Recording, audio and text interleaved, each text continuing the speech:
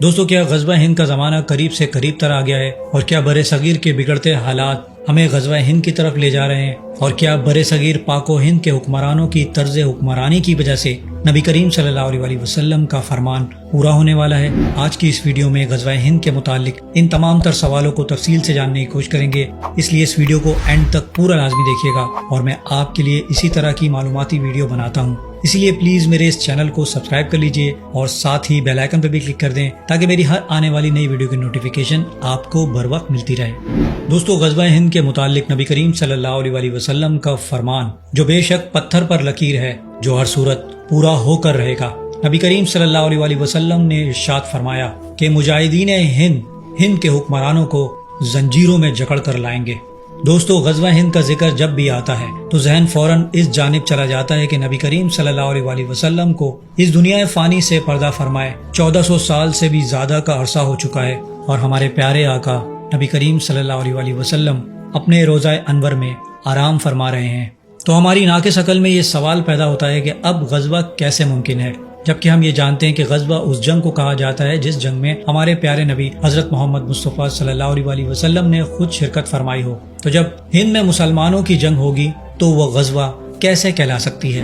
دوستو، اس بات کا جواب یہ ہے کہ جس جہاد کے بارے میں نبی کریم صلی اللہ علیہ وسلم نے خود اعلان فرمایا ہو، چاہے پھر پیارے آقا صلی اللہ علیہ وسلم اس جنگ میں خود جسمانی طور پر شریک ہوں یا نہ ہوں، وہ جنگ خود بخود غزوہ میں تبدیل ہو جاتی ہے۔ اسی سلسلے میں بزرگان دین نے دو طرح کی غزوات کا ذکر کیا ہے۔ ایک تو وہ جنگیں ہیں جو نبی کریم صلی اللہ علیہ وسلم کی حیات مبارکہ میں ان کے فیصلوں اور ہدایت کے مطابق ہوئیں، اور یہ غزوات بھی دو طرح کی ہیں۔ ایک وہ جن میں نبی کریم صلی اللہ علیہ وسلم نے بذات خود قیادت فرمائی، اور دوسری غزوات وہ ہیں جو نبی کریم صلی اللہ علیہ وسلم کی ہدایات اور ارشادات کی روشنی میں صحابہ اکرام رضی اللہ تعالی عنہ میں سے کسی کی بھی سربراہی میں لڑی گئی ہوں۔ اگرچہ ان غزوات میں نبی کریم صلی اللہ علیہ وسلم خود موجود نہیں ہوتے تھے، مگر ہدایات اور رہنمائی آپ صلی اللہ علیہ وسلم کی ہوتی تھی، اور اللہ سبحانہ و تعالی کے حکم سے ان غزوات کی پل پل کی خبریں آپ صلی اللہ علیہ وسلم کو ملتی رہتی تھی، گویا آپ صلی اللہ علیہ وسلم اس جنگ میں موجود ہوں، اور نبی کریم صلی اللہ علیہ وسلم مدینہ شریف میں بیٹھے ہوئے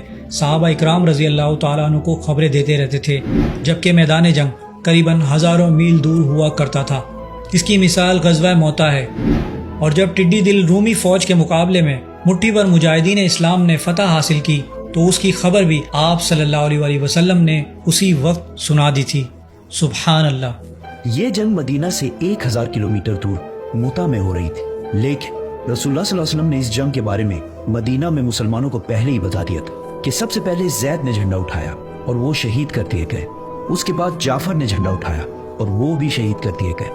اس کے بعد عبداللہ بن رواحہ نے جھنڈا اٹھایا اور وہ بھی شہید کر دیے گئے، اس کے بعد مسلمانوں نے سیف اللہ کی تلواروں میں سے ایک تلوار کو اپنا لیڈر بنا لیا ہے۔ یعنی جن غزوات میں آپ صلی اللہ علیہ وسلم نے اپنے صحابہ کو ہدایت فرمائی تو پیارے آقا جسمانی طور پر نہیں مگر روحانی طور پر صحابہ اکرام کی سربراہی میں لڑی جانے والی جنگوں میں شریک ہوتے تھے۔ اور دوستو، میرا ایمان کامل ہے کہ بالکل اسی طرح غزوہ ہند کا بھی معاملہ ہے، جس طرح پیارے آقا صلی اللہ علیہ وسلم نے صحابہ اکرام کی روحانی طور پر رہنمائی فرمائی، اسی طرح آپ صلی اللہ علیہ وسلم غزوہ ہند کے مجاہدین اسلام کی بھی رہنمائی فرمائیں گے۔ سبحان اللہ۔ اسی لیے دوستو، آپ صلی اللہ علیہ وسلم نے ہندوستان کی جنگ کو غزوہ ہند کہہ کر پکارا ہے، اور آپ صلی اللہ علیہ وسلم نے مجاہدین اسلام کو فتح کی خوشخبری بھی سنا دی کہ ہند کے مجاہدین اسلام وہاں کے ظالم و جابر حکمرانوں کو بیڑیوں میں جکڑ کر لائیں گے۔ دوستو، اب یہاں غزوہ ہند کے متعلق ان احادیث کا ذکر کہ جن کی روایت سنن نسائی اور مسند امام احمد بن حنبل میں ملتا ہے۔ حضرت ابو ہریرہ رضی اللہ تعالیٰ عنہ سے مروی ہے، آپ رضی اللہ تعالیٰ عنہ فرماتے ہیں، میرے جگری دوست یعنی رسول اللہ صلی اللہ علیہ وسلم نے مجھ سے بیان فرمایا کہ اس امت میں سندھ و ہند کی طرف سے لشکر کی روانگی ہوگی، اگر مجھے کسی ایسی مہم میں شرکت کا موقع ملا اور میں اس میں شریک ہو کر شہید ہو گیا تو ٹھیک، اور اگر غازی بن کر لوٹ آیا تو میں ایک آزاد ابو ہریرہ ہوں گا جسے اللہ سبحانہ و تعالی جہنم سے آزاد فرما دے گا۔ اسی سلسلے کی ایک اور روایت ہے کہ نبی کریم صلی اللہ علیہ وسلم نے ہندوستان کا ذکر کیا اور ارشاد فرمایا، ضرور تمہارا ایک لشکر ہندوستان سے جنگ کرے گا، اللہ ان مجاہدین کو فتح عطا فرمائے گا، حتیٰ کہ وہ مجاہدین ہند کے بادشاہوں یعنی وہاں کے حاکموں کو بیڑیوں میں جکڑ کر لائیں گے، اور اللہ سبحانہ و تعالیٰ اس عظیم جہاد کی برکت سے ان مجاہدین کی مغفرت فرما دے گا۔ پھر جب وہ مسلمان واپس پلٹیں گے تو عیسیٰ ابن مریم علیہ السلام کو شام میں پائیں گے۔ حضرت ابو ہریرہ رضی اللہ تعالیٰ عنہ نے فرمایا، اگر میں نے وہ غزوہ پایا تو میں اپنا نیا اور پرانا سب مال بیچ دوں گا اور اس غزوہ میں شرکت کروں گا۔ جب اللہ سبحانہ و تعالیٰ ہمیں فتح عطا کر دے گا اور ہم واپس پلٹ آئیں گے تو میں ایک آزاد ابو ہریرہ ہوں گا جو ملک شام میں اس شان سے آئے گا کہ وہاں حضرت عیسیٰ ابن مریم علیہ السلام کو پائے گا۔ یا رسول اللہ صلی اللہ علیہ وآلہ وسلم، اس وقت میری شدت خواہش ہوگی کہ میں ان کے پاس پہنچ کر انہیں بتاؤں کہ میں آپ صلی اللہ علیہ وآلہ وسلم کا صحابی ہوں۔ سبحان اللہ۔ راوی بیان کرتے ہیں کہ اس بات پر حضور اکرم صلی اللہ علیہ وآلہ وسلم مسکرا پڑے اور فرمایا، بہت مشکل، بہت مشکل۔ بعض روایت میں یہ الفاظ اس طرح ہیں، بہت دور، بہت دور۔ اور یہ حدیث پاک نعیم بن حماد کی کتاب الفتن میں درج ہے۔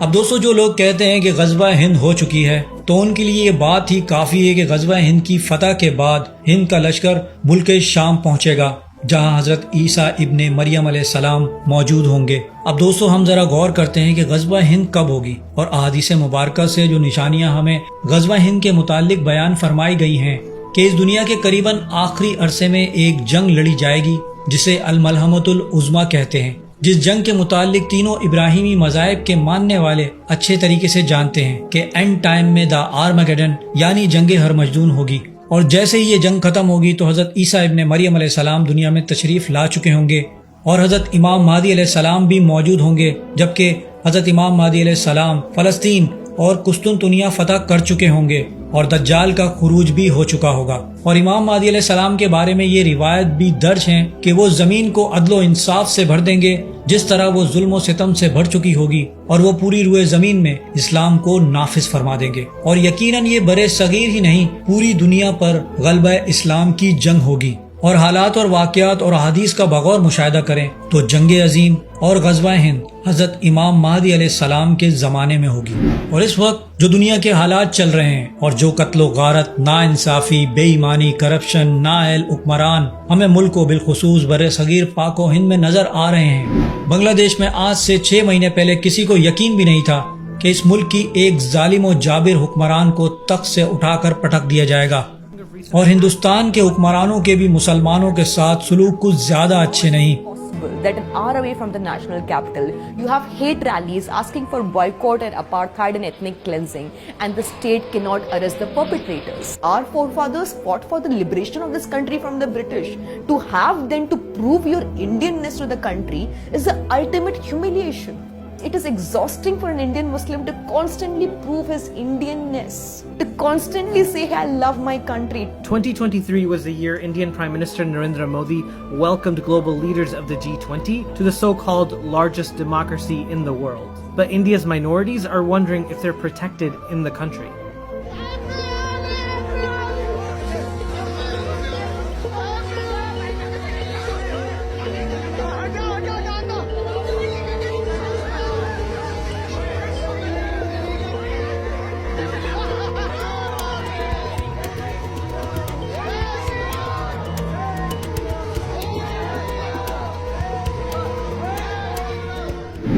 اور طرز حکمرانی پاکستان کے حکمرانوں کی بھی کرپشن اور ناانصافیوں سے بھری پڑی ہے۔ امیر کے لیے قانون کا معیار کچھ اور غریب انصاف کے لیے در در کی ٹھوکریں کھاتا پھرتا ہے۔ کرپشن اور بے ایمانی ہر سو پھیلی ہوئی ہے، اور سب سے بڑھ کر مسلمان آج فلسطین میں ظلم و ستم کے شکار ہوئے ہوئے ہیں، اور فلسطین کی تباہی یعنی مسلمانوں کی تباہی ہے، اور جنگ عظیم الملحمۃ العظمیٰ، جنگ ہرمجدون، دا آرمگیڈن فلسطین سے ہی سٹارٹ ہوگی، جو کہ ہو بھی چکی ہے۔ اور میں آپ کو بتا دوں کہ وقت قریب سے قریب تر آ چکا ہے، کیونکہ تمام چیزیں کسی زنجیر کی کڑیوں کی طرح ملی ہوئی ہیں، ایک کے بعد ایک نشانیاں بہت جلد ہمیں پوری ہوتی دکھائی دے رہی ہیں، یعنی فلسطین کی جنگ، اس کے بعد جنگ عظیم، اور جنگ عظیم میں ہی حضرت امام مہدی علیہ السلام کا ظہور، کیونکہ احادیث کے مطابق حضرت امام مہدی علیہ السلام کا ظہور جنگ عظیم کے وقت میں ہوگا، اور خراسان سے کالے جھنڈوں کا لشکر یعنی غزوہ ہند ہو چکا ہوگا، کیونکہ اس لشکر میں بھی حضرت امام مہدی کے شامل ہونے کا ذکر فرمایا گیا ہے۔ الغرض کے تمام نشانیاں ایک دوسرے کے ساتھ جڑی ہوئی ہیں، اس لیے ہم مسلمانوں کو سیدھے رستے پر آ جانا چاہیے اور عمل نیک اور گناہوں سے توبہ کر لینی چاہیے، تاکہ اللہ سبحانہ و تعالی ہمیں بھی مجاہد غزوہ ہند اور حضرت امام مہدی کے لشکر کا سپاہی بنا دے۔ آمین۔